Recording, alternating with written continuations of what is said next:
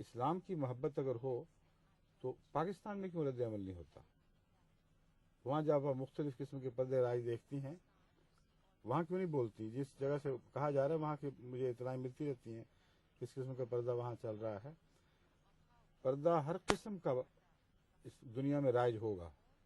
کوئی دنیا کی طاقت اس کو ایک قسم میں تبدیل نہیں کر سکتی.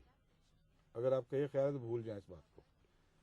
لیکن ایک اس پردہ ہے جو ساری دنیا میں رائج ہو سکتا ہے اور جماعت لازماً وفا کے ساتھ اس کو رائج کرنے کی کوشش کرتی رہے گی، اور وہ ہے حیا، اسلامی اقدار کو اپنانا، عورت کا اس طرح سنبھل کے باہر نکلنا کہ کوئی بیمار نظر بھی اس سے حوصلہ نہ پائے. اور یہ روح جو ہے یہ بعض دفعہ پورے برقعے میں بھی پیش نظر نہیں رکھی جاتی. ایسے ایسے فیشن برقعوں کے بنتے ہیں کہ بدن کے اونچ نیچ سب اس میں ظاہر کرنے کی بالارادہ کوشش کی جاتی ہے. اور وہ بچیاں کوئی دوسرا برقعہ تھیلا پہنے تو ان کو کوفت ہوتی ہے، شرم آتی ہے، حالانکہ پتہ نہیں کون اس کے اندر پھیر رہا ہے. مگر وہ خاص انداز کے، مختلف رنگوں کے، خاص کاٹ کے، یہ بھی فیشن چلے ہوئے ہیں.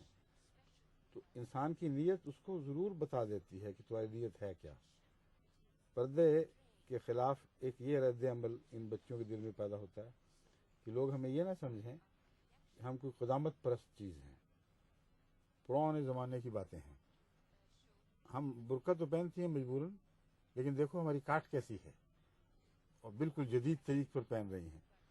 تو وہ جو بوجھ ہے تعلیم پر عمل کرنے کا، اس کا تھوڑا سا بدلہ اس تعلیم کو بگاڑ کر اس کی شکل میں تبدیلی پیدا کر کے اتار لیتی ہیں.